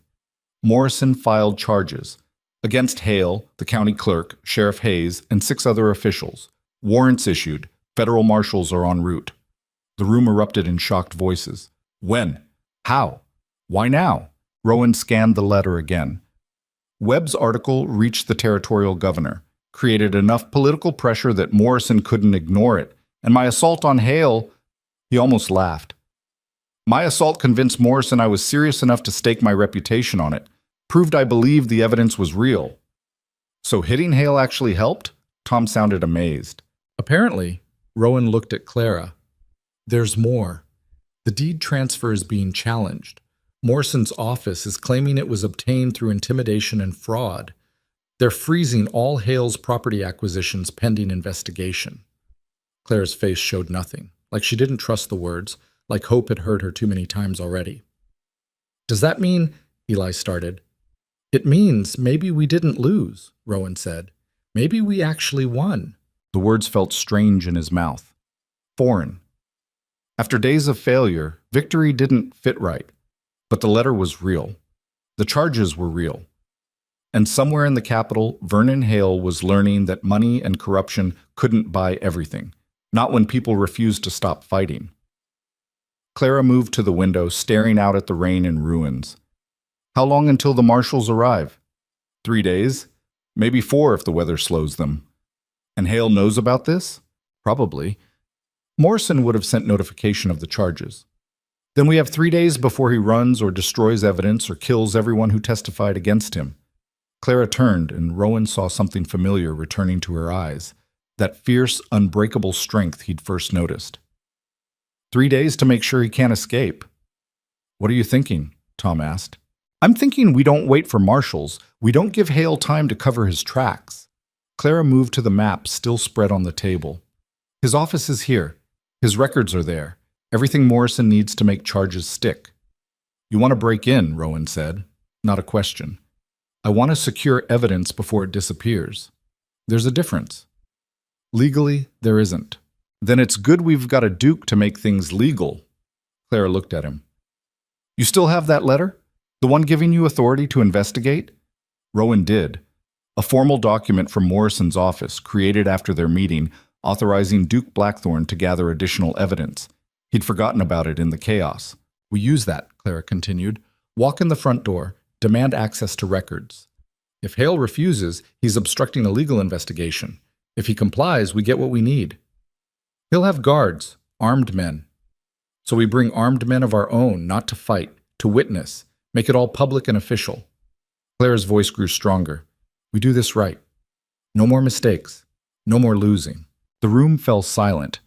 Rowan studied the map, calculating odds.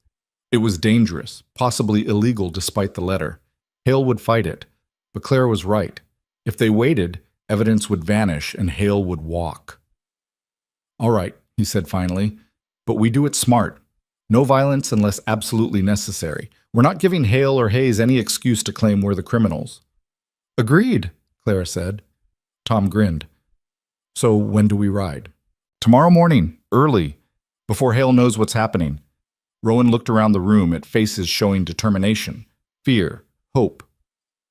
Everyone who comes needs to understand the risks. This could end badly. Everything ends badly eventually, someone muttered. Might as well go down fighting. They spent the rest of the evening planning.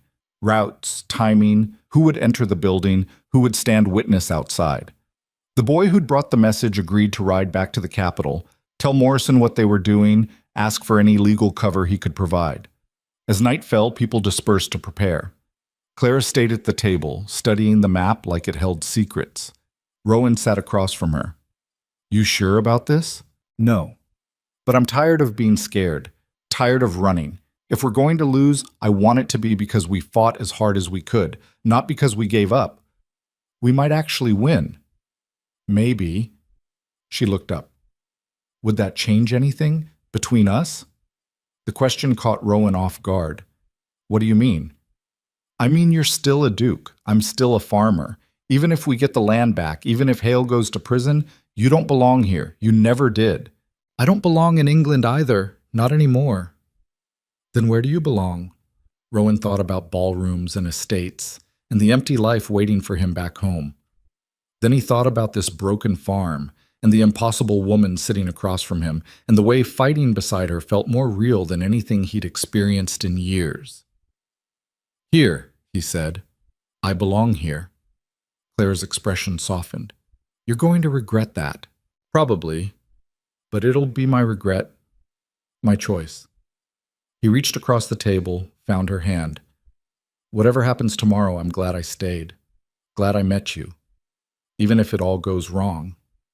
It's already gone wrong. We're just trying to fix it. But she didn't pull her hand away. If we survive tomorrow, if we actually beat Hale, what then? Then we rebuild. Your farm, your life, whatever you want. And you'll help? A duke doing farm work? I've gotten pretty good at splitting wood. Clara almost smiled. Almost. You're insane. You've mentioned that before. They sat there in the lamplight while rain hammered the roof, and somewhere in the distance, Vernon Hale was probably planning how to crush them one final time. But for this moment, in this broken house, Rowan felt something close to peace. Tomorrow they'd fight. Maybe win. Maybe lose. But tonight, just for a few hours, they could pretend the war was already over and they'd made it through. Clara stood eventually, exhausted and still hurting from the attack. Get some rest. We'll need it. Clara, she paused. Thank you for giving this one more chance. Don't thank me yet. Thank me if we're still alive tomorrow night. She disappeared upstairs. Rowan heard her door close, heard floorboards creak as she moved around the room. He sat at the table a while longer, staring at the map and Morrison's letter and the impossible task ahead. Eli came in from checking the perimeter. Everyone's bedded down. Tom's taking first watch. Good. You really think this will work? Honestly, I have no idea, but it's better than waiting for Hale to destroy evidence and disappear. Eli nodded. My father would have liked you. He always respected people who showed up even when things looked hopeless. Your father sounds like he was a good man. He was. Stubborn as hell, but good. Eli moved toward the stairs. Don't stay up too late. Tomorrow's going to be rough. Alone in the kitchen, Rowan reviewed their plan one more time, looking for holes, for mistakes, for anything that could go catastrophically wrong. He found plenty, but he also found something else. A slim chance. A narrow path between disaster and victory. If they moved fast enough, if Hale didn't expect them, if everything went exactly right for once. A lot of ifs. Outside, the storm intensified. Thunder rolled across the valley. Lightning lit the windows in brief, stark flashes. Rowan thought about his mother, about the promise he'd made.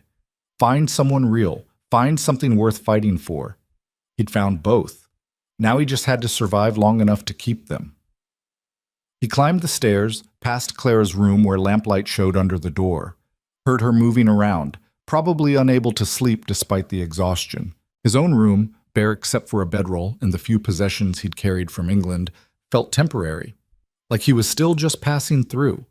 Maybe he was. Maybe after tomorrow he'd be arrested or killed or forced to flee, Or maybe, just maybe, he'd finally found a place to stop running. Rowan lay down without undressing, listening to rain and thunder and the old house settling around him. His last thought before sleep took him was Clara's voice asking where he belonged.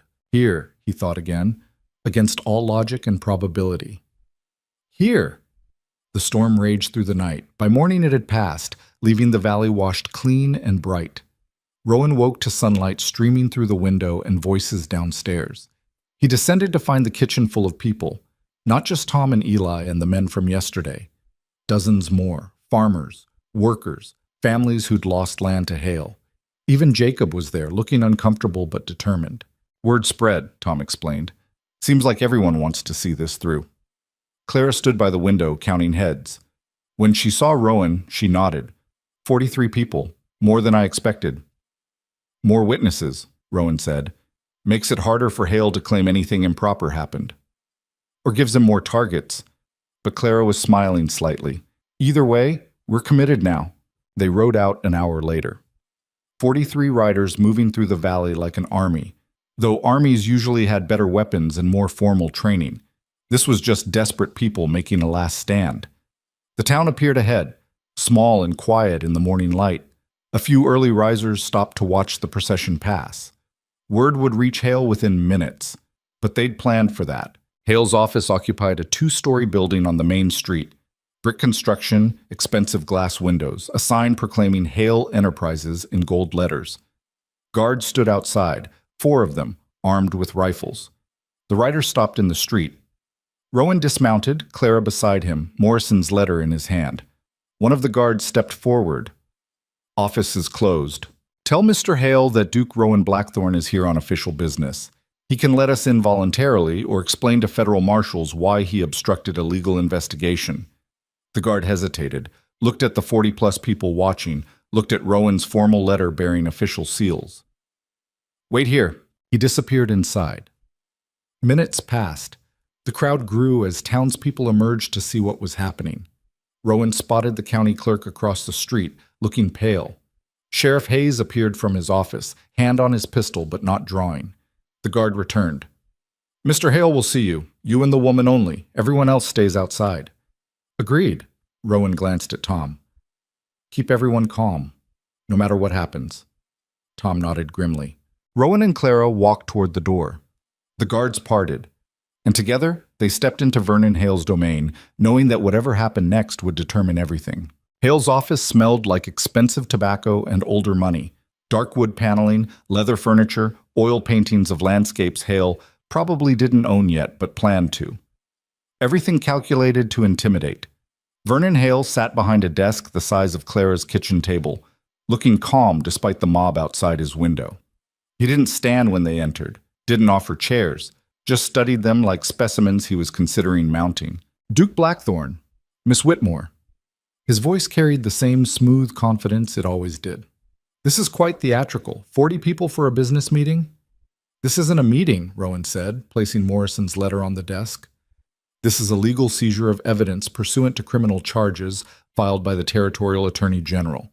You're required to provide access to all records related to land acquisitions in the Northern Valley for the past 3 years. Hale glanced at the letter without touching it. I see Morrison finally grew a spine. Pity it won't help him. He leaned back in his chair. You realize this letter means nothing? By the time any marshals arrive, every document in this building will be gone, burned, buried, fed to pigs, your choice. Then you'll be destroying evidence, another charge. Prove it. You think those farmers outside will testify? They'll disappear like morning dew the second I apply pressure. You've seen how that works. Clara moved closer to the desk. You can't threaten everyone forever. Can I? Hale's smile widened. I've been doing it successfully for 2 years. Longer, if we're being honest. People are predictable, Miss Whitmore. They cave. They always cave. You did. Under duress, the deed transfer won't hold. It'll hold long enough. By the time it's challenged properly, I'll have extracted the silver, sold the claims, and moved my operation somewhere your Duke's influence doesn't reach. Hale finally stood, moving to a cabinet. He poured himself whiskey like they were discussing weather. You want to know the truth? You've already lost. This performance changes nothing. Rowan's hand moved toward his pistol, but Clara caught his arm. She was right. Violence would only prove Hale's point. Open the records, Rowan said instead, or I'll have my people break down every door in this building until we find them. That would be illegal entry. I'd be within my rights to have you shot. Hale sipped his whiskey. But I'm curious how far you'll actually go. So let's make this interesting. He moved to a safe built into the wall, spun the combination with casual ease, and pulled out a stack of ledgers, dropped them on the desk with a heavy thud. There, my records. Every transaction, every payment, every forged signature and bribed official, all documented. Take them, give them to Morrison, see what happens. Rowan stared at the ledgers. This was too easy. Why? Because it doesn't matter. Hale drained his whiskey. You think I kept the only copies here? You think I'm stupid enough to leave myself vulnerable? I have duplicates in 3 locations, with instructions to release them publicly if anything happens to me. Those duplicates tell a very different story. One where you and Miss Whitmore are the criminals, forging evidence to steal my legitimately acquired property. No one will believe that, won't they? You're a foreign duke who assaulted me in public. She's a desperate farmer who signed over her land legally. I'm a respected businessman with decades of community investment. Hale's smile turned cruel. Who do you think the average person believes? Clara's jaw tightened. People know what you are. People know what I let them see. And what I let them see is a successful entrepreneur who's transformed this valley from worthless scrubland into valuable commercial territory. The families I displaced? Tragic, but necessary for progress. Your father? An unfortunate accident. You? A stubborn woman who refused a generous offer. My father was murdered. Prove it. Oh, wait, you can't. Because the only witness is dead and the only evidence is speculation. Hale moved back to his desk. You want these ledgers? Take them. But understand that the moment you do, I activate my insurance policy.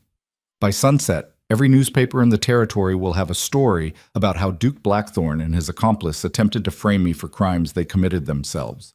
Your reputation will be destroyed. His family's name will be mud. And I'll still have my silver Ichoshishen. The room fell silent except for distant voices from the street.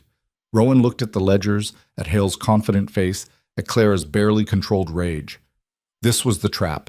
Take the evidence and be destroyed by Hale's counter-narrative. Leave it and have nothing to give the marshals when they arrived. There's a third option, Clara said quietly. Both men looked at her. She moved to the window, gestured outside. All those people out there? They're not just witnesses. They're victims. Every family you destroyed, every person you threatened, every life you ruined for profit. Her voice grew stronger. You can control what newspapers print. You can bribe officials and buy judges. But you can't silence 40 people all telling the same truth at the same time. Hale's expression flickered. Just for a moment, but Rowan caught it. Uncertainty. Public testimony means nothing without evidence, Hale said. It means everything when it's this many people. Clara turned from the window. You built your empire on fear and silence, on isolated families too scared to stand together. But we're not isolated anymore. We're not silent. And when the marshals arrive, every single person outside will tell them exactly what you did. Hearsay. Inadmissible. Maybe legally, but politically. Clara smiled without warmth. Morrison's already facing pressure from the governor. Webb's articles have the whole territory watching. 40 testimonies from victims, all corroborating each other, all pointing to you. Even your bought judges will have trouble dismissing that. Hale's calm mask was cracking. You're bluffing. Am I? Let's find out. Clara moved toward the door. We'll take your ledgers, give them to Morrison, let you release your counter-story, and then we'll see whose version the public believes. A railroad baron protecting his interests, or 40 families who lost everything. They won't testify. I'll destroy anyone who tries.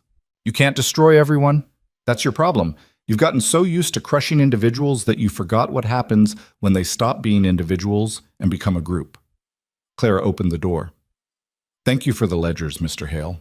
They'll be very useful. Rowan grabbed the stack, heavy and damning in his hands. Hale stood frozen behind his desk, his carefully constructed confidence finally failing. This isn't over, Hale said. You're right, Clara replied. It's not over until you're in prison or dead. Everything until then is just waiting. They walked out. The crowd outside had grown. Rowan counted at least 60 people now, more arriving every minute. Word had spread through the valley like wildfire. Families who'd been too scared to fight alone were finding courage in numbers. Tom pushed through to meet them. Well? We got the records. Rowan held up the ledgers. And Hale knows he's lost. A cheer went up from the crowd. Not triumphant exactly, more like pressure releasing after being held too long. People laughed and cried and embraced each other with the desperate relief of prisoners seeing sunlight after years in darkness. Eli appeared with horses. We should move. No telling what Hale might do now that we've backed him into a corner. But before they could mount up, Sheriff Hayes stepped into the street, 6 deputies behind him, all armed. That's far enough, Hayes called out. His hand rested on his pistol, but Rowan noticed it was shaking. Duke Blackthorne, you're under arrest for theft and inciting a riot. The crowd went silent. Rowan handed the ledgers to Clara, then stepped forward. On what evidence, Sheriff?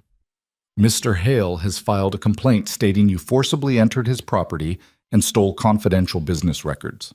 We had legal authorization. Rowan pulled out Morrison's letter again. From the Attorney General's office. This is a legitimate investigation. That letter authorizes you to request access, not to seize property. Hayes sounded like he was reciting words someone else had written. You'll need to come with me. And if I refuse? Then I'll take you by force. The crowd shifted, angry murmurs, hands moving toward weapons. Tom and Eli moved to flank Rowan, their intentions clear. This was how it would end, Rowan realized. Not with legal victory or moral triumph, but with violence in a muddy street. People would die. Maybe him. Maybe Clara. Definitely some of the farmers who'd only wanted their land back. Hale would win after all, not through courts or bribes, but through chaos. Wait, Clara stepped between Rowan and Hayes. Sheriff, you want to arrest someone? Arrest me instead. Clara, no, Rowan started. I'm the property owner, the victim in Hale's fraud. If anyone has the right to seize his records, it's me. She met Hayes' eyes. So arrest me. Take me in. We'll sort it out when the marshals arrive. Hayes looked uncomfortable. Miss Whitmore, that's not... What? Not what you wanted? You wanted the Duke because Hale told you to get the Duke. But legally, I have more standing than he does. Clara's voice carried across the street. So either arrest me for recovering evidence of crimes committed against me, or admit you're just following Hale's orders regardless of law. The sheriff's face went red. His deputies looked equally uncertain. The crowd pressed closer, not threatening exactly, but making it clear whose side they were on. Before Hayes could respond, a new voice cut through the tension. Nobody's getting arrested today. Everyone turned. Martin Webb stood at the edge of the crowd, notebook in hand, a photographer beside him with a camera mounted on a tripod. At least not without it being documented for tomorrow's front page. So please, Sheriff Hayes, tell me, are you arresting citizens for cooperating with an official investigation? I want to make sure I quote you accurately. Hayes' hand dropped from his pistol. This is official police business. This is corruption, and we both know it. Webb gestured to his photographer. But if you want to arrest people anyway, go ahead. We'll photograph the whole thing. Show the territory exactly how justice works in Hale's pocket. The photographer raised his camera. Flash powder ready. Hayes looked at his deputies, at the crowd, at Webb's camera pointed like a weapon. For a long moment, nobody moved. Then Hayes stepped back. This isn't finished. You're right about that, Webb said. It's not finished until everyone involved in Hale's operation is answering to federal charges. But that's coming. 3 days, maybe less. Hayes and his deputies retreated. The crowd released a collective breath. Webb approached Rowan and Clara, grinning. Thought you might need backup. How did you know to come? Rowan asked. The boy you sent to Morrison stopped by my office first. Told me what you were planning. Figured it might make a good story. Webb glanced at the ledgers Clara held. Speaking of which, those look interesting. They're Hale's records. Everything Morrison needs. Mind if I take a look? Off the record, just to confirm what we're dealing with? Clara handed them over. Webb flipped through pages, his expression growing darker with each entry. This is worse than I thought. He's been running this scheme for 4 years, not 2. Dozens of properties, hundreds of thousands in fraud. Can you print it? Clara asked. I can print excerpts. Enough to show the public what he's done without compromising Morrison's investigation. Webb looked up. But you understand what happens next. Hale won't go quietly. He'll fight, use every resource he has. Let him fight, Clara said. We're not backing down. Webb nodded slowly. Then I'll make sure people know the truth, all of it, no matter who it upsets. They spent the rest of the day at Webb's office documenting everything: names, dates, forgeries, bribes. Webb's photographer took pictures of key pages. Two of Webb's assistants copied transactions by hand, creating redundant records in case Hale tried to destroy the originals. By evening, they had enough material for a week's worth of front pages. This goes to print tonight, Webb said. Tomorrow morning, everyone in the territory will know exactly what Vernon Hale is. He'll sue you, Rowan warned. Let him. I've been sued before. Never by someone this guilty, though. Webb grinned. This is going to be fun. They left the newspaper office as the sun was setting, carrying copies of everything Webb had documented. The crowd that had gathered at Hale's office had dispersed, but people still watched from windows and doorways. The whole town felt like it was holding its breath, waiting to see what happened next. Clara stopped in the middle of the street, looking around at the buildings and people and the valley beyond. It's not over, she said quietly. Even with the ledgers, even with Webb's articles, Hale's still out there, still dangerous. The marshals will be here soon, Rowan said. And if they're not, if Hale runs before they arrive, or if he has friends in places we don't know about. Clara turned to him. We can't count on the system to save us. We learned that already. Then what do you suggest? We don't wait for rescue. We finish this ourselves. That night, back at what remained of Clara's farm, they made plans. Not to attack Hale directly. That was suicide. But to cut off his escape routes, freeze his assets, make it impossible for him to run or hide. Tom knew a telegraph operator who owed him favors. Messages went out to banks in every major city, warning them about Hale's impending arrest and freezing his accounts pending investigation. Eli contacted friends in the railroad company who weren't on Hale's payroll, convincing them to deny him transport or passage. Jacob spread word through the valley that anyone helping Hale escape would be considered complicit. They built a cage around him, not made of bars, but of blocked roads and frozen money, and a community that had finally stopped being afraid. The morning Webb's article hit the streets. Rowan stood on Clara's porch watching smoke rise from the town. Not from fire. From people burning papers and cutting ties, trying to distance themselves from Hale's collapsing empire. The county clerk resigned. 2 judges quietly left town. Sheriff Hayes barricaded himself in his office, refusing to answer questions. The cage was tightening. Clara emerged from the house, wearing fresh clothes someone had donated. Her face still showed bruises from the attack, but her eyes were clear, determined. Webb's office just sent word, she said. Hale tried to board a train this morning. The railroad refused him passage. Where is he now? Holed up in his office with a dozen guards. Says he's not leaving until the marshals arrive and he can clear his name through proper legal channels. Rowan almost laughed. He actually thinks he can fight this in court? He's desperate. Desperate men do stupid things. Clara sat on the porch steps. The marshals should be here by tomorrow. Morrison sent another message confirming their route. Then we just have to keep Hale contained for 24 hours. Easier said than done. He's still got men, money, weapons. If he decides to make a run for it, a gunshot echoed from town. Then another.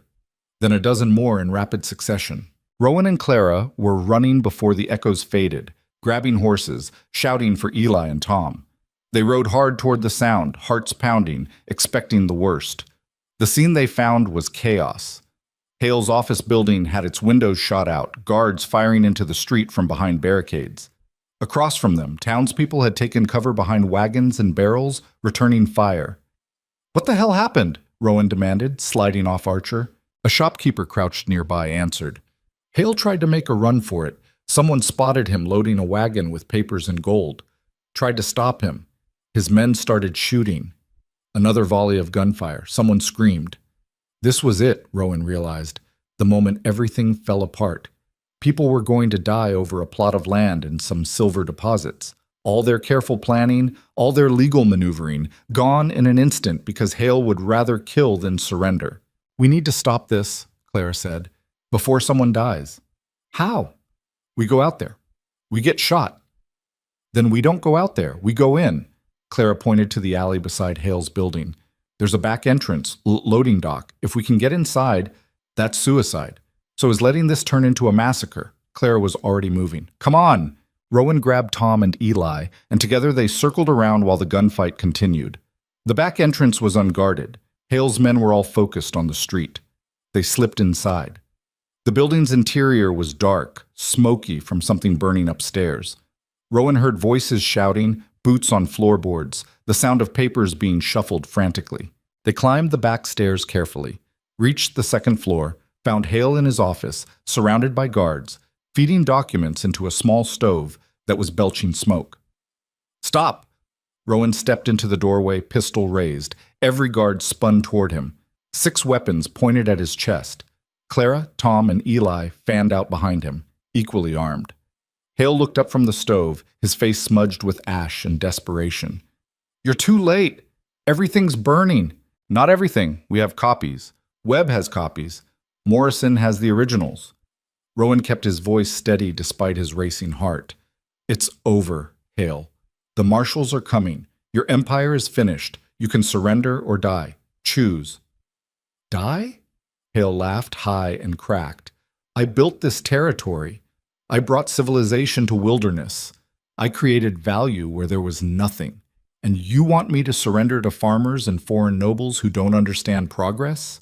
I understand corruption when I see it. Corruption is just business by another name. Everyone takes shortcuts. I just took them more efficiently." Hale grabbed another stack of papers, fed them to the flames. "You think destroying me changes anything? Someone else will do exactly what I did. Someone always does. That's how the world works."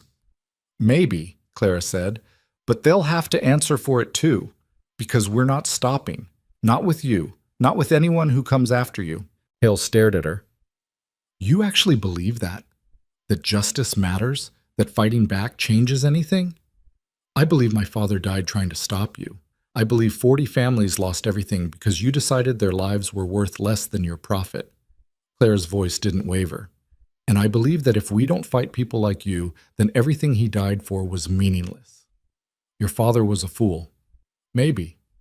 But he was a fool who stood up. That's more than most people can say." Outside, the gunfire had stopped. Voices shouted for Hale to surrender. Someone was calling for water to fight the fire spreading from the stove. Hale looked around his office, at the burning papers, at the guards who were starting to lower their weapons, at the empire crumbling in real time. "You want me to surrender? Fine. But it won't bring back your father, won't rebuild your farm, won't change the fact that I owned this valley for 2 years and did whatever I wanted." "You're right," Clara said. "Nothing changes that. But what happens next? That's on us.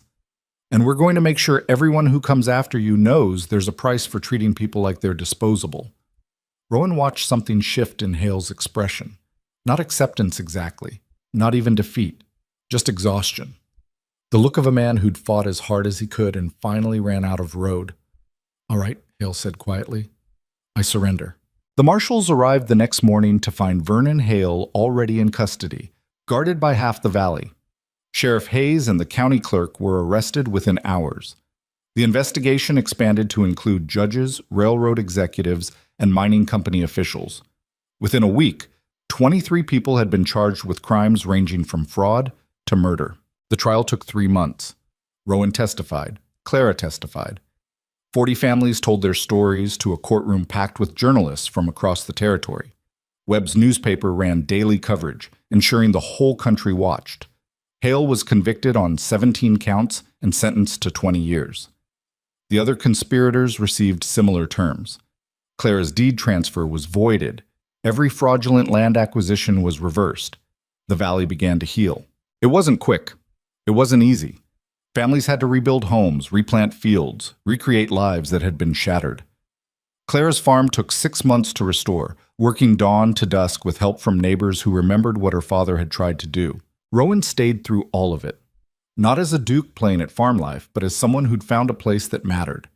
He learned to mend fences, rotate crops, read weather signs in the clouds. His hands developed calluses. His back learned what real work felt like. He wrote to his family's estate manager, arranging for funds to be sent to the valley. Not charity, investments.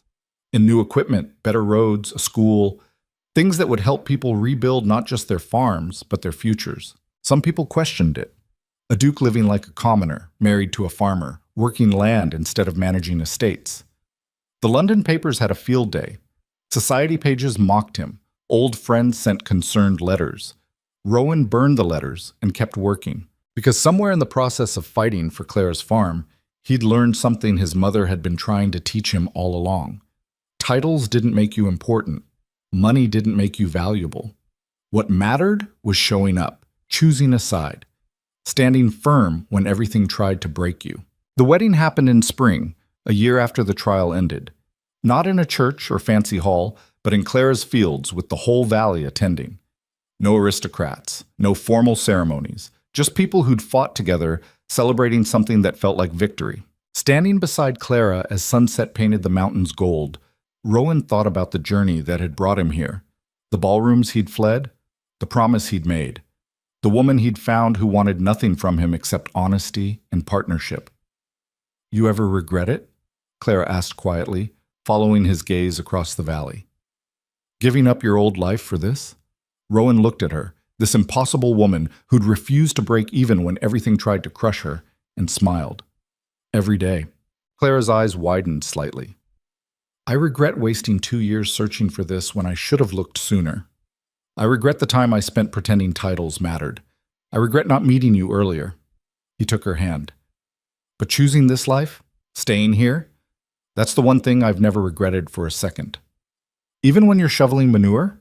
Especially then, at least manure is honest about what it is."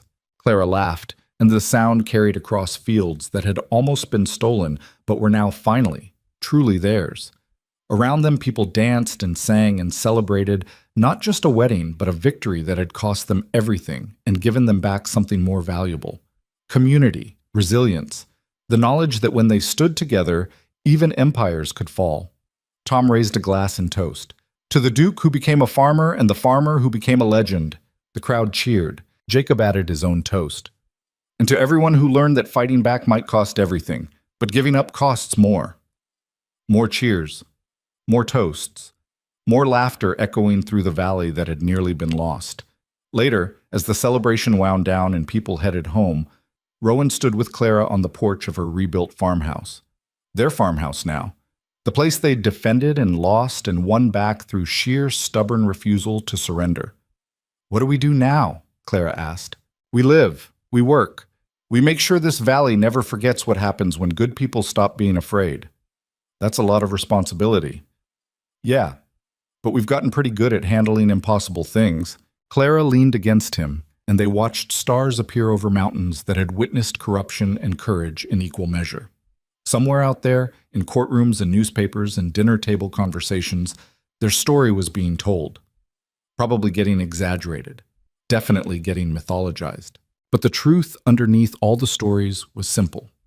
People with nothing had stood against someone with everything. And through a combination of stubbornness, luck, and refusing to be silent, they'd won. Not cleanly, not perfectly, but they'd won. And that was enough. Years later, when Rowan was old and gray and his hands were too stiff to work like they used to, people would ask him about those days, about fighting hail, about abandoning his title for farm life, about whether it had been worth it. He'd smile and point to the valley, thriving now, with schools and roads and families who owned their futures. He'd talk about Clara, still fierce even with silver in her hair, about their children who'd grown up knowing their parents had stood for something real. And he'd tell them the lesson he'd learned in that forgotten frontier town, the one his mother had tried to teach him in a London ballroom years earlier. Strength isn't found in power or wealth or titles that other people give you. Real strength comes from choosing to stand beside someone when the whole world is trying to break them. From fighting for what's right, even when you know you might lose. From showing up again and again, even when fear says run. That's what made someone worthy. Not their bloodline, not their fortune, just their willingness to plant their feet and refuse to move when it mattered most. The valley understood that now. understood that empires built on fear and corruption could fall, that ordinary people standing together were stronger than any amount of money or influence, that sometimes the only thing separating victory from defeat was the simple, stubborn choice to keep fighting one more day. Vernon Hale had understood power, but he'd never understood people, never grasped that you could crush individuals, but communities were different, harder to break, impossible to silence completely. That had been his mistake, and it had cost him everything.